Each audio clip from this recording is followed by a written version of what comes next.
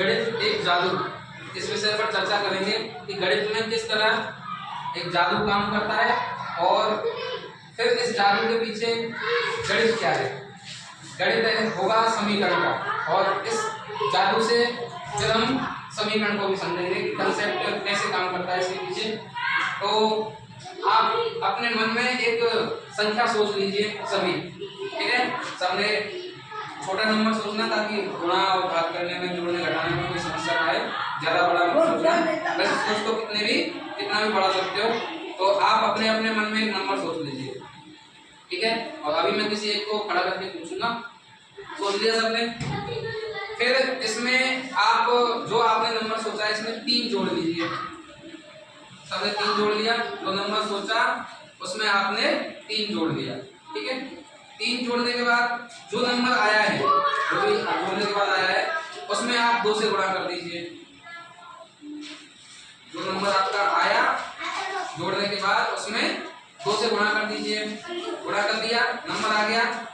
अब इस आए हुए नंबर में से जो आपने शुरुआत में नंबर सोचा था उसका 2 गुना घटा दीजिए।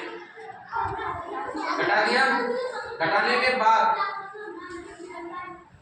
क्या आया पहले आप बताओ। 6। दीपक आपका क्या आया? 6। आपका क्या आया? 6। तो आप देख रहे हैं कि सबका आंसर समान आ रहा है, लेकिन सबने हो सकता है नंबर अलग अलग सोचे। आपने नंबर क्या सोचा था? 5। आपने क्या सोचा था? आपने 5 सोचा था। आपने 1 सोचा था। देखो दीपक ने 1 सोचा, फिर भी आंसर कितना आया? 6। इन्होंने 5 सोचा, फिर भी आंसर क्या आया? 6। गिरधर आपने नंबर क्या सोचा था? 2, आंसर क्या आया? 6। आपने ममता 2 सोचा था, आंसर 6 आया। तो अभी जिन्होंने अलग अलग नंबर सोचे हैं, सबने अलग अलग सोचे होंगे और नंबर अलग अलग हैं, लेकिन आंसर सबका समान आ रहा है। इसके पीछे क्या कंसेप्ट काम करता है वो अभी अपन देखेंगे। तो इसे कहते हैं समीकरण। अभी 8वीं क्लास में हम समीकरण समझेंगे भी। तो देखिए मैंने आपसे कहा था कि कोई भी नंबर सोच लीजिए। आपने नंबर सोचा, मान के चलिए x। बैठो आपने एक नंबर सोचा x, क्योंकि सबने अलग अलग सोचा है तो इसलिए मैं x मान के चल रहा हूँ। मैंने फिर क्या कहा था कि इसमें 3 जोड़िए। नंबर में मैंने 3 जोड़ दिया तो ये बन गया x प्लस 3, ठीक है। इसके बाद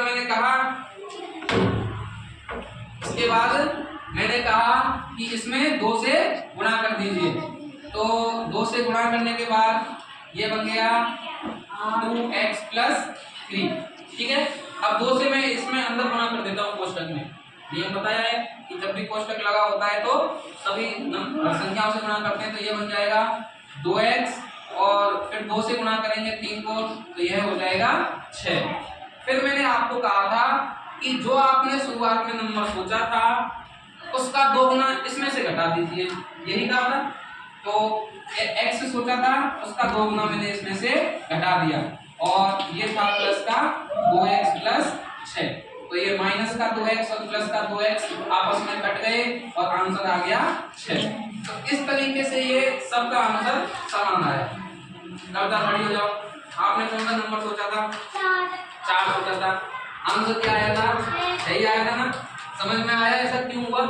तो ये था वो का। अगर हम नॉर्मल सामान्य व्यक्ति से अगर बात करेंगे, सामान्य व्यक्ति से यदि बात करेंगे तो उसे तो यह जादू लगेगा, लेकिन अब क्योंकि हमने इसके पीछे समीकरण का जो खेल चला वो हमने समझ लिया और हमें अब कोई इसमें जादू नहीं लगा। तो इसके पीछे हम और भी बहुत सारे समीकरण पढ़ेंगे और देखेंगे कि ये कैसे काम करता है, ठीक है।